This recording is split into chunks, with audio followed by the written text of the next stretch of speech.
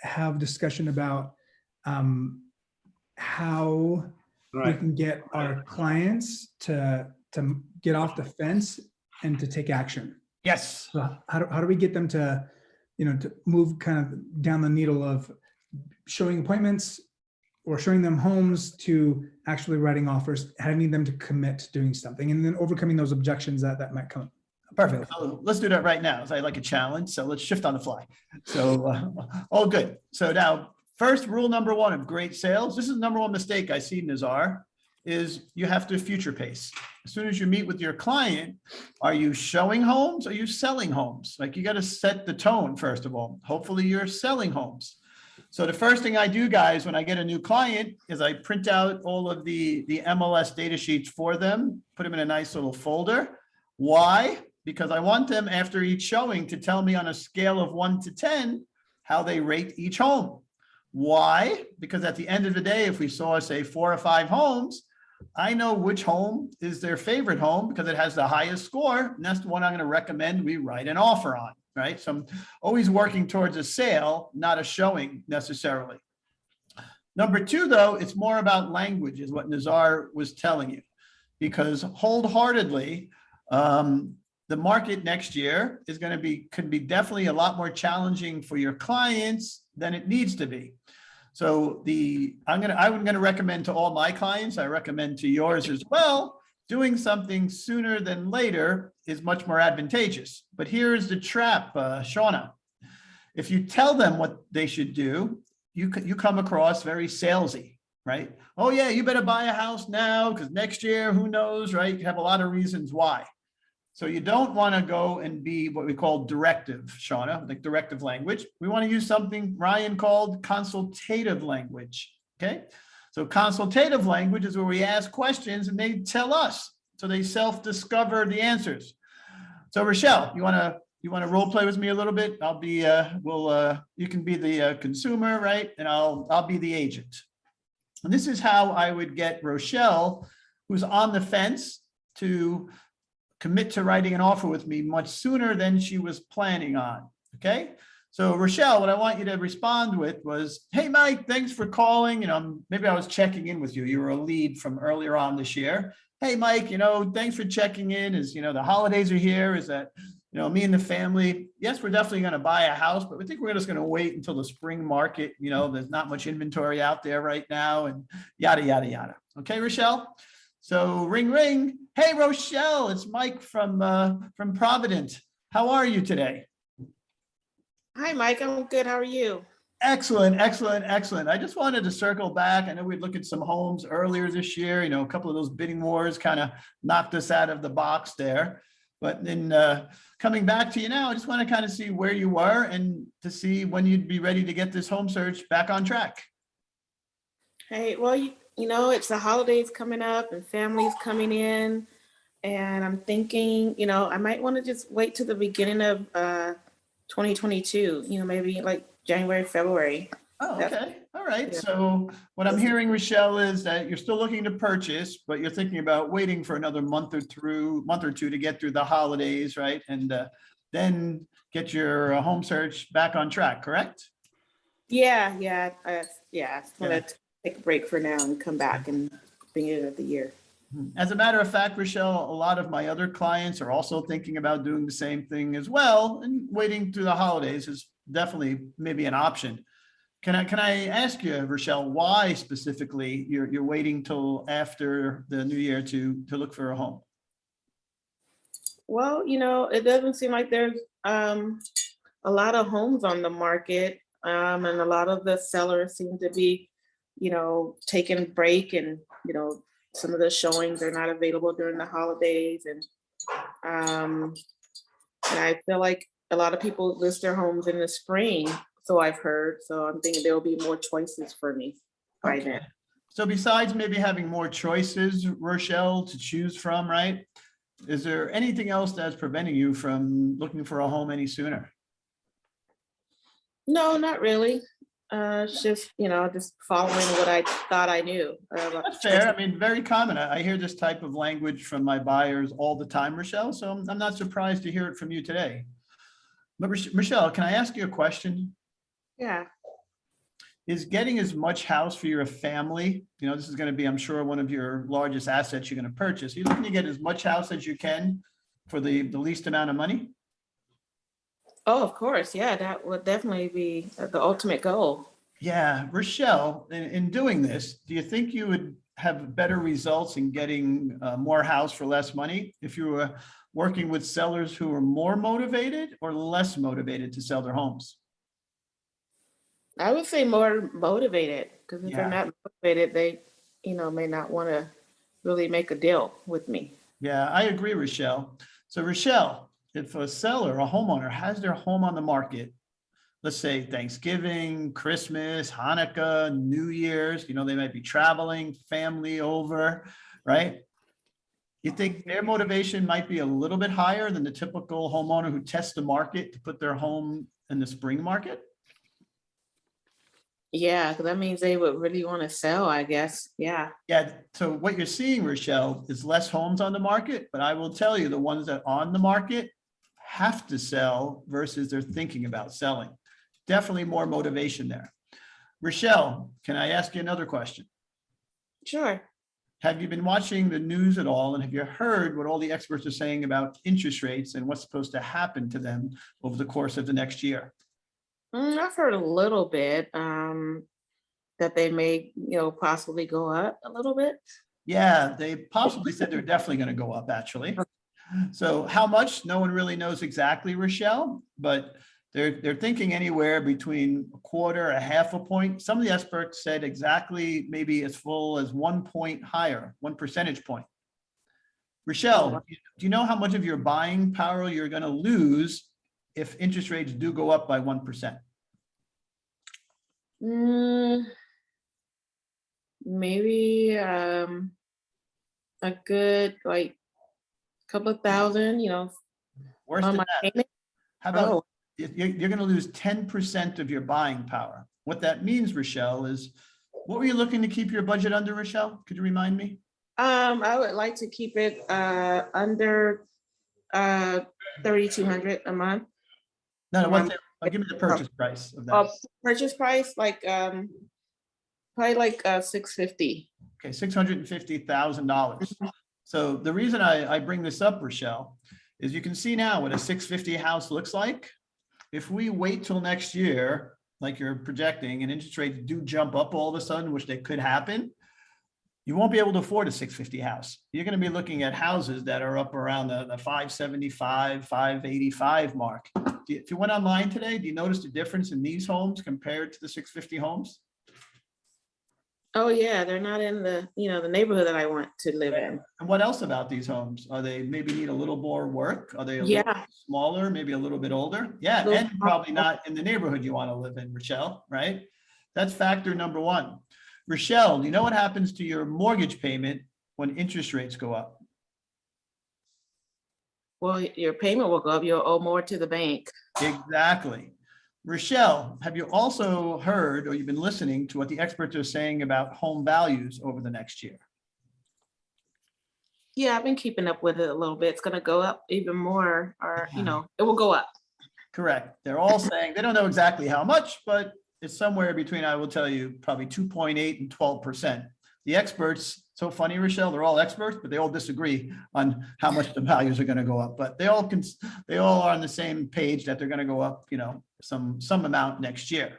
Mike, if I can chime in real quick, I'm not as amiable as Rochelle. And if you had me as a client, the very first thing I would say as well, basic supply and demand states that if the affordability is going to go down because the rates are going up, and that means that pricing will naturally be pushed down. So how does that correlate? Because normally when you have rates go up, values go down to be able to, kind of balance that. So hey, Nazar, I hear exactly what you're saying.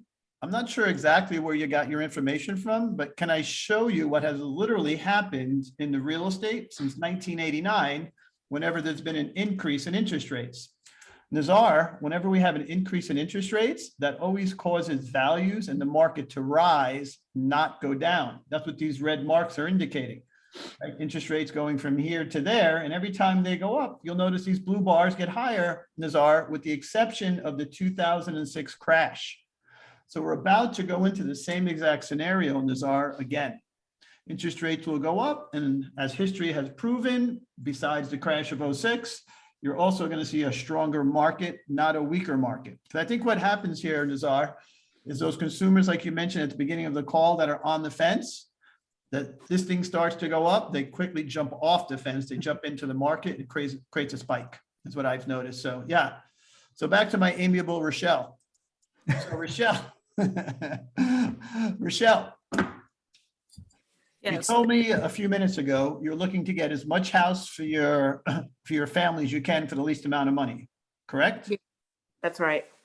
Then we both discovered together that interest rates are going to be going up, so you'd have larger mortgage payments if you wait till next year.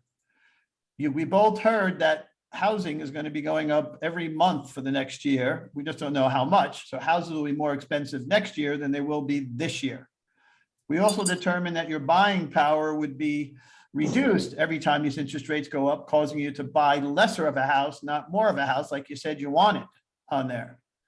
And we also said that we'd rather work with sellers who are a lot more motivated versus the ones that may be somewhat motivated. And we both agree, you're only putting your house on a couple of weeks before Christmas if you have to sell your house versus you would like to sell your house. Is all this correct, Rochelle? Yes. So I need to ask you one more question. Knowing what you know now about the real estate markets, knowing your goal is to get as much house for your family as humanly possible for the least amount of money, when do you think is going to be the most reasonable time to start your home search to accomplish your goal, knowing what you know now?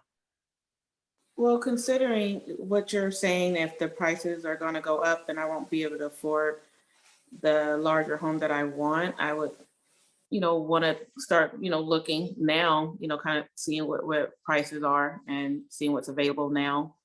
Yeah, when I explain it this way, Rochelle, to the homeowners like yourself and buyers like yourself, they get it.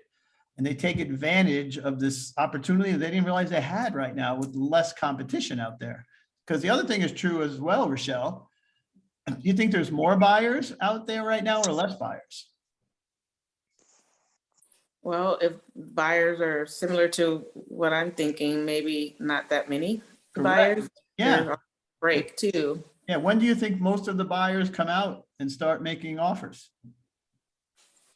Springtime. After Roughly. the first of the Yeah. year. Do you remember, Rochelle, what happened last spring market? Oh, yes. I mean, everything skyrocketed. It was insane. Crazy. Yeah. Back in the office, some of the agents were talking about homes that were getting 30, 40, or 50 offers on them last spring. Yeah. So that's when most of the buyers, do you want to get involved in something like that, Rochelle? In my experience with, other family members that gone through that, no, because you're going to be competing with so many more buyers and Yeah. paying more for the house than I really want to. Michelle, I'm thinking less, a very highly motivated seller with less buyers to compete. Sounds like you might get a better outcome by jumping in sooner than later. Wouldn't you agree? Yeah, logically that makes sense. Yes. Yeah, Mhm. I think so. Now, by the way, you said I told you value is going to go up next year. I just want to be clear. I don't know if values are going up. The experts keep saying they're going to go up. So I'm just going with that for now. But truth be told, Rochelle, the experts are sometimes wrong. So I just want them always clear that I tell them the experts are saying this or that because things change all the time, Rochelle. And I never want to tell my clients something. And if something shifts, I'll have a hard time getting buy-in from them. So always quote the experts when you give the information like we're doing here. Now I have one more little, I'll say a technique I'll teach you guys that I learned by accident, Nazar, but it's worked 100% so far. So Rochelle, is this purchase going to be one of the largest purchases you make for your family?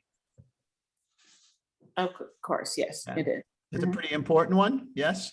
Yeah, it is. Can I ask you one question, Rochelle? Yeah. Do you like to gamble?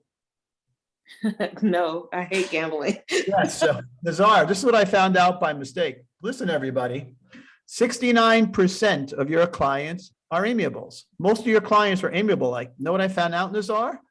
Amiables hate gambling.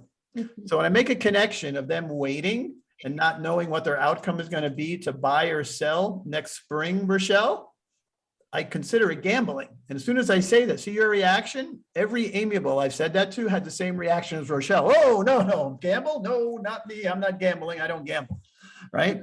So that is a very good script for you guys to use. If you identify your client to be amiable like, is slow down your tone. If you notice I deepen my voice a little bit. Hey, Rochelle, do you like to gamble? Like it's something wrong with that, right? Because I know her reaction. If she's an amiable, oh, no. Do you want to wait till next year? Because Rochelle, with pretty good accuracy, I could kind of tell you what your outcome is going to be right now, right? Because I know what the market has to offer and I'm getting feedback daily. If you wait until next year, can I tell you what your outcome is going to be like next spring, whether you're a buyer or seller? Nope. And amiables will consider that gambling. So that's a very good language to use with them that will get them to commit earlier because they despise gambling. I've learned by mistake, but I've asked this question many times and it's true. Questions up to put this point. Mike, I love the fact that you quickly shut me up by showing that graph. I didn't want to point that out, Nazar, but Well, no, I mean, the mere fact that, I didn't tell you in advance that this is what we're gonna be talking about, and you were quickly, and I don't know if this was Lisa doing it or you yourself. no, I will tell you guys, let me just share what I did there, guys. If I'm in sales, it's my job to know the data, right? I have it internalized. It's not by accident, as I studied this, right? Because I know these are the type of questions I'm going to get, and I've got to be able to handle them, Nazar. So no, I have that queued up right here because I know at any coaching call, someone might ask me to role play this, right? And I know all the facts. So I got one on interest rates. I got one on an increase in interest rates. I got one on values next year. And I learned, Nazar, showing is 1,000 times more impactful than telling. So I keep them queued up here. So yeah, no accident. But and that's for you guys too. I'm not doing anything you couldn't do. This was just a slide off the housing report that Tom Ferry put out in the first week of December. That's relevant on here. So what the other thing that these guys should be doing, Nazar, similar fashion, is those buyers know the inventory inside and out. When you're thinking about buying, Nazar, you study the market. Because I hope these guys are looking at the hot sheet every day. They know everything that came on the market, price reduction, off the market, whatever, because your clients are going to know about them. If you could speak to them like I did here and you could shiftly, oh yeah, the red house, the blue house, or that house, and you know everything about all the houses, you're the hyperlocal expert. If your client, Nazar, says, hey, Rochelle, whatever happened to that, red house around the corner, and you have no idea what they're talking about, you just lost a lot of confidence in that consumer to work with you, which could be a detriment for sure on there. So yeah, you got to learn your stuff. You're in an industry that forces you to become an expert because it's shifting a lot right now, and you got to know data. Go ahead, Nazar. I think there's some leeway with, blue collar workers, but the higher the price point that you work, the more that is true, because the higher price of a consumer, they just have higher expectations. 1,000%. They're more sophisticated, knowledgeable. Yeah. Yeah. So if you can't keep up with them or are better than them when it comes to data, you're going to lose every single time. 1,000%, guys. Like what Nazar is telling you, it couldn't be more true. As you climb those price points, right? These people understand markets, real estate, mortgages, the whole process. And truth be told, the upper price points, they probably transacted a few times. Like it's probably not your first time home buyer. They bought a first time, they upgraded, so that they even know the process fairly well, right? You've got to come to the table. Actually, someone asked me this question, Nazar. So they said, Coach, how do you do this? How do you get these? Some of my teams, Nazar, I've had for 7 years now. How do you get the team to come to your call twice a month for 7 years, right? We have a hard time getting them to monthly trainings. I said, here's my little trick. You guys want to know what it is? I purposely will give you information on one of the two calls, if not both, that I know you don't know. So every month, you're going to learn something new from my call. I'm going to add value to your real estate career. And that keeps you guys coming back to this call week after week and month after month, because I'm adding value by teaching you or reinforcing, maybe improving what you know and giving you new information. You need to do the same as with those clients. How are you adding value? How are you causing them to have a better outcome or a better experience? And it gets tougher as you climb the economic ladder, if you will, but you have to find that. Otherwise, here's the advantage, I'll tell you, sometimes about those clients. is because they're more sophisticated and they can afford a more expensive house, their jobs sometimes are more taxing, which means they could use more of your knowledge and support out here, boots on the ground, because they don't have it. Like I'll give you an example. All my surgeons, I have a bunch of surgeon clients, Nazar. My gift to them is I handle just about everything for them, that they don't have time to be involved and answer a lot of questions. They're like, just handle it and make sure you do the right thing and get me a good outcome. Now, are they super demanding? If that house sits like an extra day or two than they think, are they blowing my phone up saying WTF? They are. But so yeah, there's pros and cons to both. A good point on there. Any questions for everyone else? We got a couple more minutes. Anything on the top of anyone's brain they want to ask me or Nazar? I mean, if there's any questions, that's great. But what I wanted to just reiterate, the things that I heard you do is one, speaking, consultatively. Well, let me tell you what I did. I don't know if you noticed that. Did anyone know the real thing I did there? This is what I taught the team over the past month. Do you guys have any follow that? It was the 4 parts of the objection handle. Ah, Robert, thank you. Identical. You isolated the issue. You went into it was so obvious. Yeah. So yeah, I followed 4 steps on how to deconstruct an objection, Nazar. So we did that first. Go ahead. Then I asked a shitload of questions. Excuse my language. Yep. Like using words from experts is so much more powerful than yourself. And obviously, taking the next step is actually showing graphs and data where they could actually physically see. Most of these types of conversations should not be held over the phone, right? They should be in person. Yeah, the phone is just to set up an in-person meeting, guys. The phone is just to set up. You don't want to discuss, think about it, Nazar. Do you ever want to talk about commission or pricing to your seller over the phone? Heck no. So this is the same conversation with a buyer. This is my pricing and commission conversation, right? But in person always. Excellent. Keep going. And then one of the other things that I saw that you did is that you created doubt. And so it makes them kind of second guess the thought process they had. And obviously this whole time you've been giving them information that's contrary to what they were thinking. And then, at the end, obviously, attacking them with that. Yeah, I'll give you another one that you missed. So another important part there that caused me to easily overcome Rochelle's objection is I wasn't trying to accomplish my goal. I asked Rochelle what her goal was, which is always the same.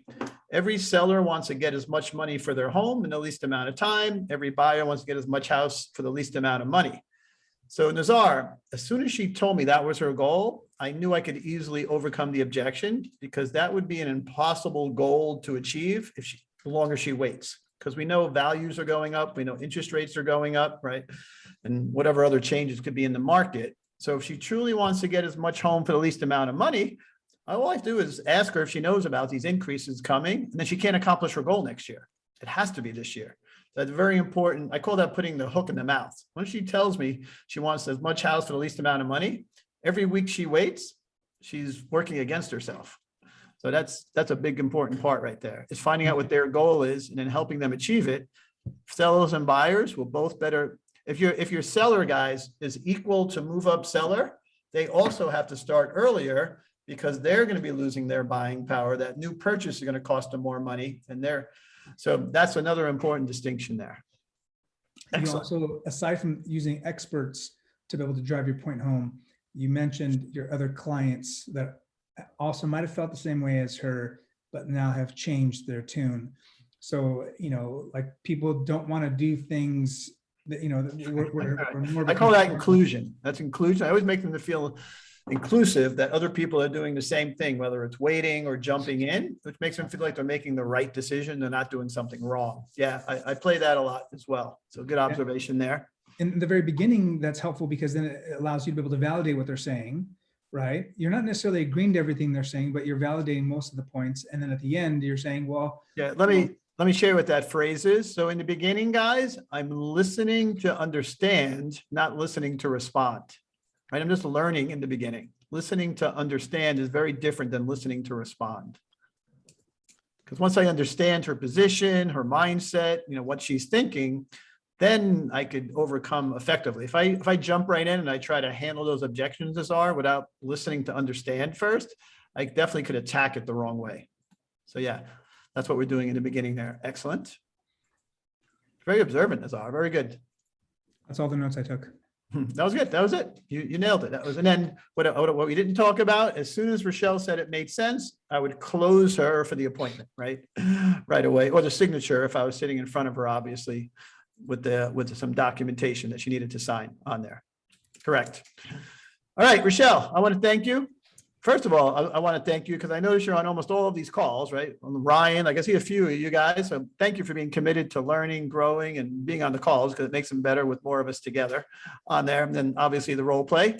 And I look forward. This is going to be our last, I know, because we're going weekend now. I'll see you guys next week. My other guys, it's their last call. So we got one more. So thank you, all of you guys. So, but please, Nazar, 3 of my teams have taken more listings already in the last couple of weeks than they had all year. So there is definitely a push of inventory coming. So enjoy the holidays, guys. Take off where you have to, but then don't fall asleep until like February, March. You're going to miss a party, I think, called Real Estate 2022 if you do. It's supposed to be a very early year and it's starting to play out like that. I'll keep you updated if I see any other significant changes, but it's that's what the experts are saying, just to beat that drum one more time.